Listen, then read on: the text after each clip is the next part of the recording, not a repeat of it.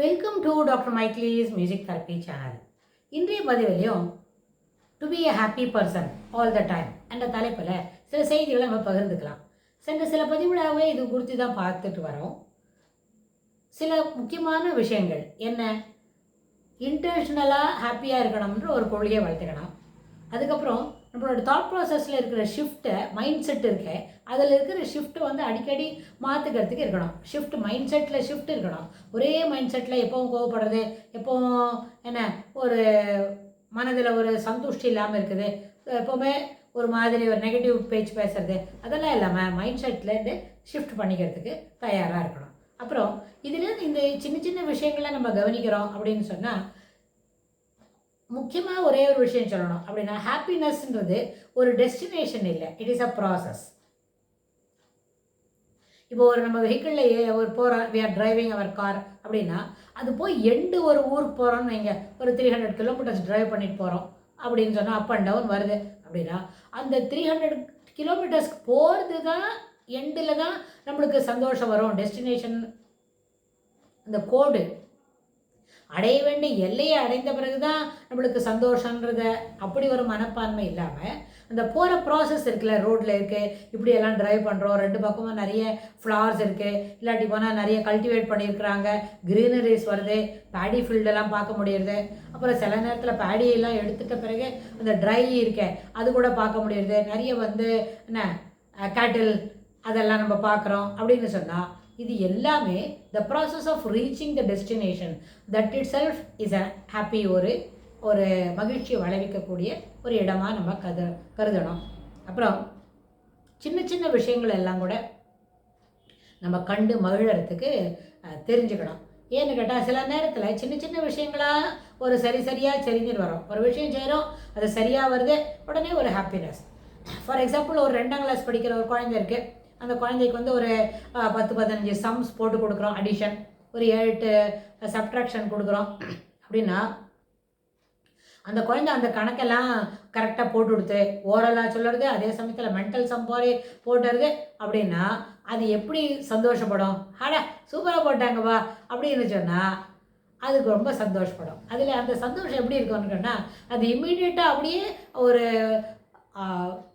Jasmine பூத்தா, மல்லிப்பூ பூத்தா எப்படி இருக்குமோ அதுபோல் அந்த குழந்தை சிரிக்கும். இதில் முக்கியமானது இன்னொன்று என்ன புரிஞ்சுக்கணும் அப்படின்னு கேட்டால், அவகிட்ட அந்த மாதிரி குட்டி குழந்தை அது பாயோ கேர்ளோ அது கணக்கு போடுறதுன்னு வைங்களேன், என்னப்பா இது எனக்கு தெரியலையேப்பா, 4+3 என்னான்னு எனக்கு தெரியவே இல்லையப்பா அப்படின்னு நம்ம ரொம்ப கேஷுவலாக we are ready to accept our ignorance அப்படின்னு சொன்னால், அந்த சைல்டோட ஹாப்பினஸ்க்கு வந்து எல்லையே இல்லை. அது கூட தெரியாதா, எனக்கு தெரியும்பா, நான் சொல்லித்தரேன் அப்படின்னு சொன்னோம். Because she wants to she has already comprehend this concept, she is ready to என்ன டீச் அதர்ஸ் ஆல்சோ அப்படின்ற அந்த கான்ஃபிடென்ஸும் சேர்த்து அதுக்கு வரும்னா, அந்த நேரத்தில் நம்ம என்ன செய்யலாம், வி ஆர் ரெடி டு நம்ம தோற்று போகிறதுக்கு தயாராக இருக்கலாம்.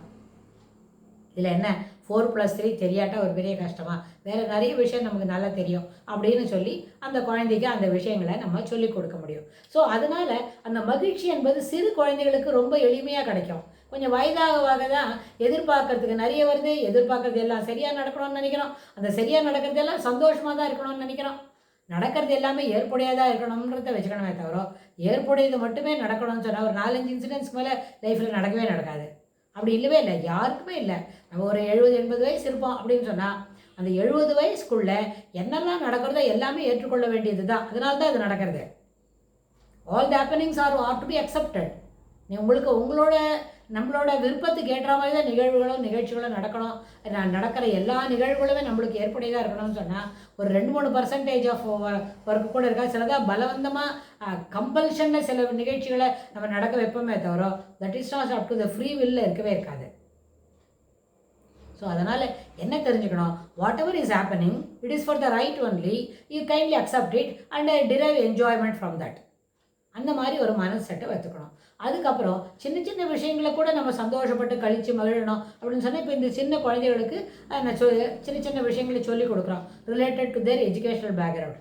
அதுவே பேசிக்கிட்டே இருக்கும்போதே இப்போ வந்து கேஷுவலாக அதுக்கு வந்து என்ன பண்ணலாம், நம்பரை எப்படி டீல் பண்ணுறது அப்படின்னு சொல்லி கொடுக்கலாம். கேஷுவலாக இருக்கும்பொழுதே நம்பர்லாம் எப்படி நம்ம வந்து ஆர்கனைஸ் பண்ணி வச்சுக்கிறது அப்படின்னு சொல்லலாம். அப்புறம் வந்து குட்டி பசங்களுக்கு ஒரு சின்ன சின்ன பசில் டிசைன் போடுறதுக்கு பசில் சொல்லி கொடுத்தோம். அந்த பசில் நம்பர்ஸ் எல்லாம் பார்த்து கரெக்டாக அடிக்கினா it will become a cheetah. Sometimes வேறு நம்பர்ஸ் எல்லாம் மாற்றி போட்டு எதிர்பக்கமாக அடிக்கினா it will become a line. Wow, fantastic! எப்படி வந்தது? அடடா, என்னப்பா ஒரே அட்டையை மாற்றி திருப்பி லெஃப்ட் ரைட்டு மாற்றி நான் அடுக்கிறேன். She has become very fine, fantastic, highly super பசிலர் அப்படின்னு நம்ம சொன்னவானே அந்த குழந்தை என்ன பண்ணோம்? ரொம்ப சந்தோஷப்படும். அது அந்த சந்தோஷத்தை நாமளும் சேர்ந்து கண்டு கழிக்கலாம், பார்த்து மகிழலாம். அப்புறம் என்ன, நம்மளும் அதுபோல் சின்ன குழந்தையா அந்த பசிலெல்லாம் ரீடு பண்ணி பார்த்து we can also derive immense happiness. என்னது அது? immense happiness. அதனால் எப்படி இருக்கும்? ஹாப்பினஸ்ன்றது இட் இஸ் அ ப்ராசஸ்.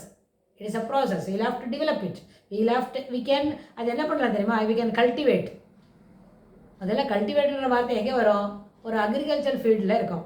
ஒரு புதுசாக ஒரு ப்ராடக்ட்டு, ஒரு செடி நட்டு வச்சு அதுலேருந்து பயிர் பண்ணுறான்னு சொல்கிறோம், அதுதான் கல்டிவேட். ஆனால் அந்த கல்டிவேட்ன்ற வார்த்தையை நம்ம என்ன பண்ணலாம்? அந்த மகிழ்ச்சியை விளைவிக்கிறதுக்கு பயன்படுத்தலாம். we can cultivate happiness, we can cultivate enjoyment. அப்படி ஸோ அந்த மாதிரி இதை முடிச்சுக்கலாம். இது மாதிரி இதில் வளர்த்து இதை சந்தோஷப்படலாம், மகிழலாம், நாமும் மகிழ்ந்து பிறரையும் மகிழ்விக்கலாம். அது சாத்தியமே. அப்போ இது சாத்தியம். அடுத்தது மைண்ட்ஃபுல்னஸ். ஒரு எப்போவுமே சின்ன சின்ன விஷயங்களில் கூட திருப்தியாக இருக்கே, கண்டிப்பாக இதை முடியுமே அப்படின்னு இன்னொரு ஒன் மோர் விஷயம், என்ன பண்ணணும்? நம்மளோட தாட் ப்ராசஸ் எப்படி இருக்குது அப்படின்னு வி ஷுட் மானிட்டர் இட். எப்படி மானிட்டர் பண்ணணும்னு கேட்டால், இதெல்லாம் என்ன முடியாதுப்பா, அதாவது நான் செய்ய மாட்டேன்பா, எனக்கு இவ்வளோதான் முடியும்பா, எனக்கு இவ்வளோதான் தெரியும் மைமை அப்படின்னு ஆரம்பிக்காமல் இதெல்லாம் தெரிஞ்சுக்கணும். எப்படி தெரிஞ்சுக்கணும் மைமை? How to make it, how to do it, all this things, how we can make it. Is it easy or it is a tough? நான் எனக்கு சொல்லிக் கொடுக்குறியா அப்படின்னு கேட்டு, whatever it is, either related to study material or drawing, என்ன விதான painting போலவா, இல்லை இன்னும் எதான வேறு டிசைனா, இல்லை கிச்சனில் இருக்கிற ஒரு ஆர்கனைசிங் ஒர்க்கா, whatever it is, we are ready to learn அப்படின்ற அந்த கான்செப்டை பிள்ளைங்க மனசில் பூத்திட்டா நிச்சயமாக ஹாப்பினஸ் என்ன பண்ணோம்? It comes as a complement. Ready to learn அப்படின்றத வந்தால் அதில் கூடவே அதனோட காம்ப்ளிமெண்ட்டாக ஹாப்பினஸும் வரும். அப்புறம் சில நேரத்தில் there are certain occasions, certain activities, certain ஒரு சில விஷயங்களை செய்யும்போது there will be tough time. அது முடிக்கிறதுக்கே ரொம்ப கஷ்டமாக இருக்கும். சேலஞ்சிங் ஆப்பர்ச்சுனிட்டிஸ் அப்படிலாம் இருக்கும். சேலஞ்சிங் வேறு, ஆப்பர்ச்சுனிட்டிஸ் வேறு, ரெண்டுமே சேர்ந்து கிடைக்கும் அப்படின்னு சொன்னால் இதை என்ன செய்யணும்? இந்த சேலஞ்சிங்காக இருக்குன்றத மனசில் வாங்காமல் இந்த ஆப்பர்ச்சுனிட்டிஸை இந்த விஷயங்களை கற்றுக்கிறதுக்கு இது ஒரு வாய்ப்பாக அமையாது. இந்த ஆப்பர்ச்சுனிட்டியை நல்லபடியாக நம்ம பயன்படுத்திக்கணும். அப்போ அந்த நேரத்தில் ரொம்ப டஃப்பாக இருக்குது, there is no one to support continue the work அப்படின்னா, கிருஷ்ணா காப்பாற்று அப்படின்னு த ஆம்னி பிரசன்ட், எங்கும் நிறை பரம்பொருள் இறைவன் இருக்கிறாரே, அவர் ஒரு நிமிஷம் கூப்பிட்டு எனக்கு கொஞ்சம் சகாயம் பண்ணுங்கோ, இந்த வேலையை நான் தொடர்ந்து முடிக்கணும். கிவ் சம்லி என்ன பண்ணோம்? Give adequate motivation, adequate interest to complete this work, kindly give this அப்படின்னு ஆல்மைட்டிட்ட லார்ட் ஆஃப் லார்ட்ஸ் கிட்ட நம்ம குனிஞ்சு நம்ம ப்ரேயர் பண்ணினா, பிரார்த்தனை பண்ணிக்கிட்டா அந்த நிகழ்வு சிறப்பானதாக அமையும். நம்மளால் எளிமையாக அதை கற்றுக்க முடியும். ஏன்னா நம்மளால் எத்தனை இயலாமை இருக்கோ அந்த இயலாமையெல்லாம் ரெக்டிஃபை பண்ணி கொடுக்கறது ஆம்னிபர்சன்ட் மட்டும்தான் அப்படின்றது தெளிவாக விளங்கும். அப்படி நம்மளுக்கு அந்த சப்போர்ட் கிடைக்கிறதுன்ற விஷயம் எப்படி நம்மளுக்கு புரிய வரும் அப்படின்னா, over the period you have started the work has been commenced, you continue to do it on that. சின்ன சின்ன விஷயங்களாக செக்மெண்ட் பண்ணிகிட்டே இருக்கிறாங்கன்னா without any trouble, without any hurdles, அது என்ன பண்ணோம்? தொடர்ந்து அது போய்கிட்டே இருக்கும். அந்த வேலையை சின்ன சின்ன ப்ராப்ளமாக இருந்தால் கூட எல்லாத்தையும் அப்படியே சால்வ் பண்ணி கம்ப்ளீட் பண்ணி அப்படிங்கிற அந்த சீக்வன்ஸில் அது அப்படியே சால்வும் பண்ண முடியும், அந்த ஒர்க்கை கம்ப்ளீட் பண்ண முடியும். இதெல்லாம் நம்மளுக்கு செய்ய வேண்டியும் அந்த ஈடுபாடு இருக்குது, the positiveness towards attending on to the work, that takes you to a mile. அது ரொம்ப தூரம் நம்மளை கூப்பிட்டுட்டு போகும். அந்த கூப்பிட்டுட்டு போன விஷயமே அது நம்மளுக்கு ஒரு நல்ல சிறப்பான ஒரு முடிவை அடையக்கூடிய வாய்ப்பாக அமையும்.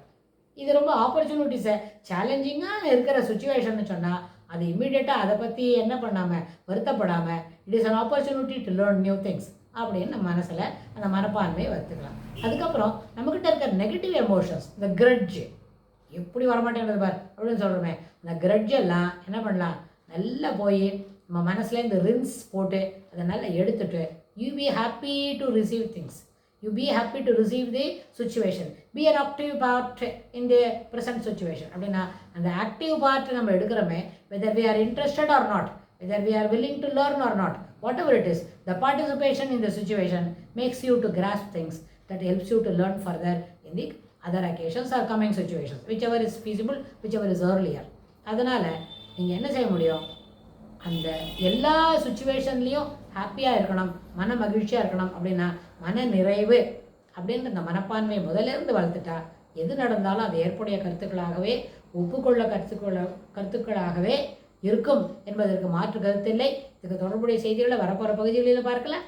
தேங்க்ஸ் ஃபார் வாட்சிங்.